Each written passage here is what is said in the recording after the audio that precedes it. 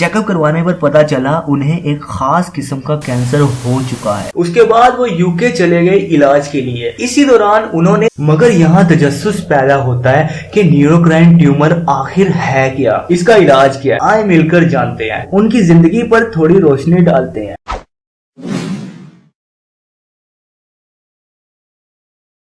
अस्सलामुअलैकुम, मैं हूं नदीम शाहिद और तमाम सुनने और देखने वालों को खुशामदीद कहता हूं।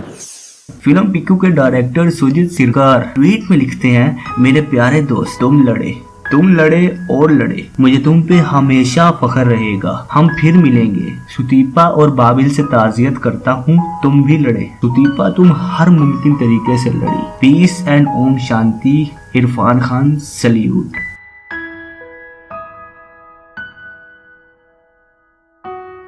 इसका ये मतलब हुआ कि बॉलीवुड का एक कीमती हीरा, एक जबरदस्त फनकार और हर दिल अजीज अदाकार इरफान दारे फानी से कूच कर चुका है।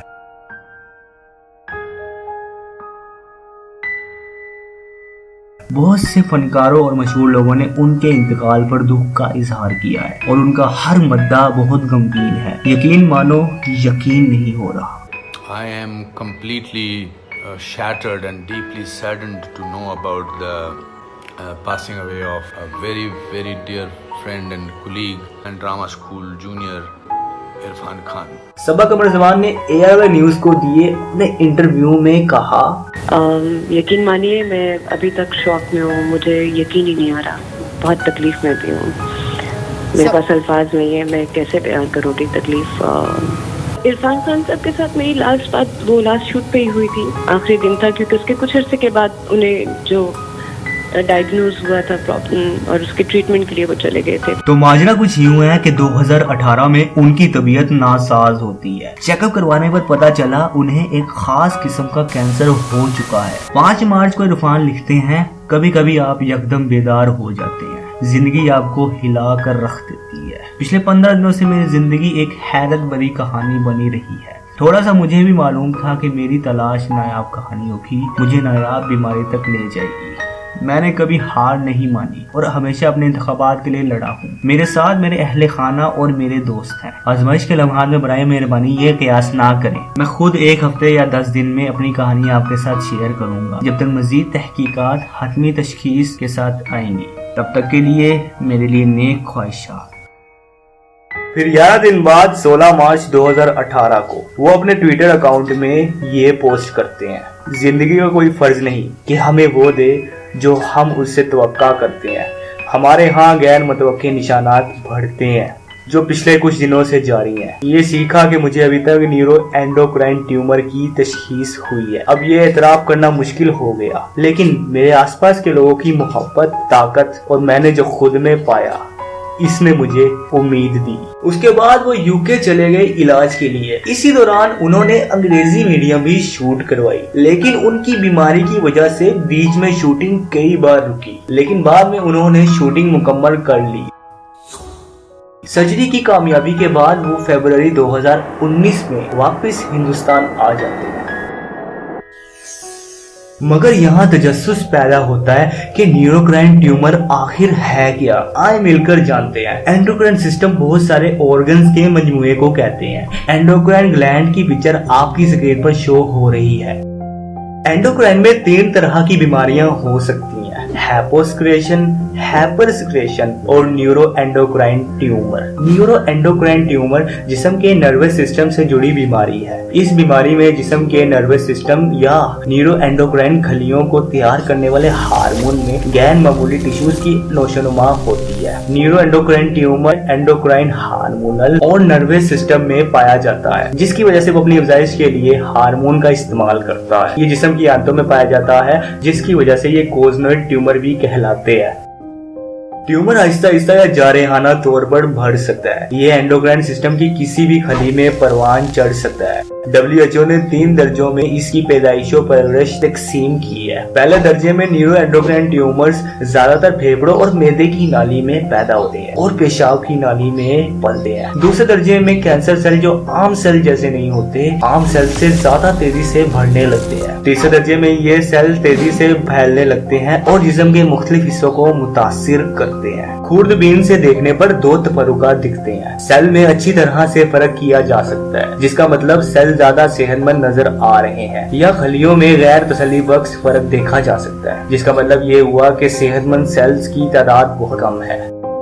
न्यूरो एंडोक्राइन ट्यूमर की 2 इकसाम होती है, बेनिगन ट्यूमर और मैलिग्नेंट ट्यूमर। बेनिगन ट्यूमर से ज्यादा खतरा नहीं होता। बेनिगन ट्यूमर से करीबी टिश्यूज डैमेज नहीं होते। ये जिस्म के हिस्सों में कैंसर की तरह नहीं फैलता। हाँ, ये खतरनाक हो सकता है अगर वहाँ दबाव पड़े जहाँ ये ट्यूमर पनप रहा है। मगर मैलिग्नेंट ट्यूमर कैंसरस ट्यूमर होता है। ये सेल्स की वो फौज है जो बगावत पर उतर आई है। इसका काम है कि बादशाह के खिलाफ आवाम को उकसाया जाए। ये करीबी टिश्यूज को भी अपने जैसा म्यूटेंट बना सकती है। खून में मुंतकिल होकर खून के बहाव के साथ जिस्म के दूसरे हिस्सों तक पहुंच सकता है और उन्हें खासा नुकसान पहुंचा सकता है। चूंकि न्यूरोग्राइन ट्यूमर उन खलियों में पैदा होता है जहां हार्मोन तैयार होता है, इस वजह से ट्यूमर भी हार्मोन तैयार कर सकता है। ये ट्यूमर जिस्म की एंडोक्राइन सिस्टम में किसी भी जगह अफजाइश कर सकता है, मगर ज्यादातर हजाम के रास्ते, फेफड़ों, लबलबे, बड़ी आंत या अपेंडिक्स में पाया जाता है। इसका इलाज क्या है? ट्यूमर के पहले दर्जे में इसके इलाज का मकसद बीमारी को दूर करना या अलामात को कम करना होता है। मुशाहिदे का काम ना काम करने वाले सेल्स को कम करना होता है। अगर मुकामी तौर पर धीरे धीरे बढ़ रहा है तो सर्जरी के जरिए से इसको निकाल दिया जाता है। दूसरे दर्जे में मुशाहिदे के बजाय एक्टिव थेरेपी, कीमोथेरेपी और रेडिएशन के जरिए से इसका इलाज होता है।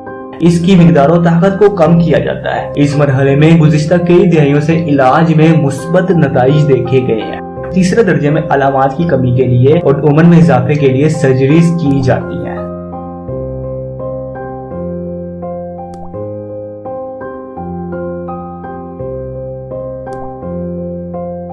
कुछ दिन कबल इरफान खान ने अंग्रेजी मीडियम मूवी के प्रमोटिव वीडियो में कहा था, लेकिन मेरे शरीर के अंदर कुछ अनवांटेड मेहमान बैठे हुए हैं, उनसे वार्तालाप चल रहा है, देखते हैं किस करवट उठ बैठता है।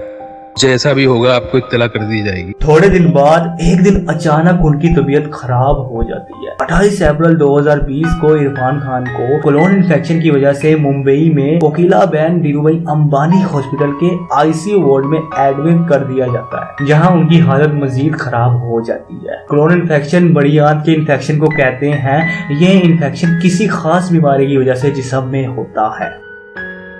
इरफान खान ने यह नहीं बताया था कि उन्हें किस हिस्से में न्यूरो एंडोक्राइन ट्यूमर है, लेकिन कोलोन इन्फेक्शन की वजह से ये वाज़ेह हो गया कि उन्हें बड़ी आंत में न्यूरो एंडोक्राइन ट्यूमर था।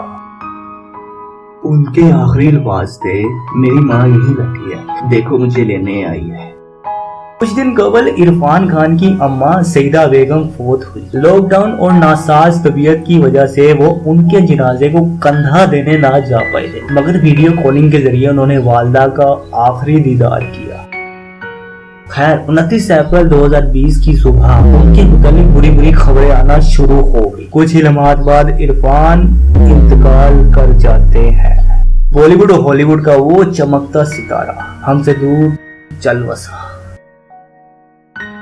खैर उनकी जिंदगी पर थोड़ी रोशनी डालते हैं। जयपुर सूबा राजस्थान में साहबजादे यासीन अली खान और सईदा बेगम के घर 7 जनवरी 1967 को एक नौमौलूद बच्चे ने जन्म लिया। माँ बाप ने बड़े प्यार से उसका नाम इरफान रख दिया। उनके वालिद टायर का बिजनेस करते थे।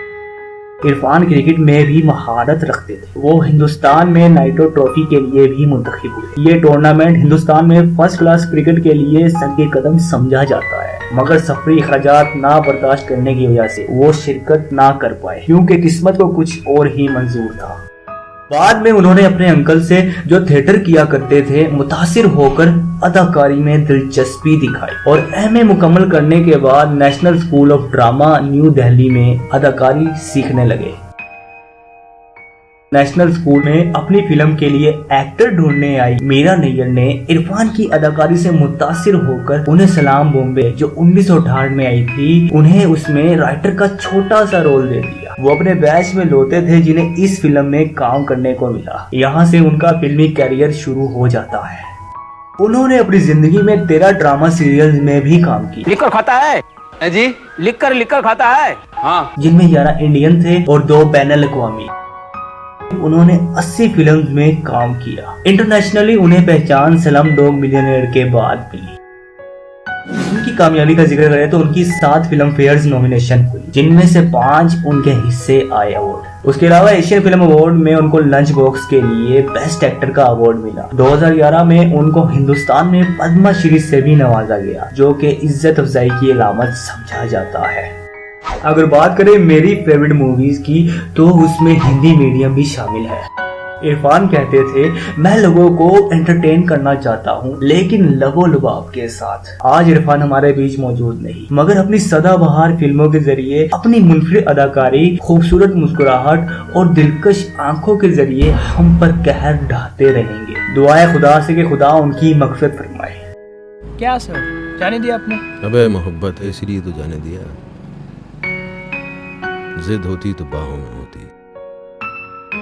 आप इरफान की अपनी फेवरेट फिल्म कमेंट सेक्शन में सबके साथ शेयर कर सकते हैं। रहा इंतजार अंग्रेजी मीडियम का, मगर अब जब अंग्रेजी मीडियम सिनेमा में आएगी, अफसोस के साथ उसके प्रीमियर पे इरफान मौजूद नहीं होंगे। सब्सक्राइब करें इस चैनल को ताकि मजीद मालूमाती वीडियोस आपकी स्क्रीन पर आती रहें। शेयर करें ये वीडियो उनके फैंस के साथ। एंड में बस इतना ही कहूंगा कि सरहदें जमीन की होती हैं, दिलों की नहीं। चलता हूँ, अगली वीडियो में मुलाकात होगी, तब तक के लिए अल्लाह हाफिज।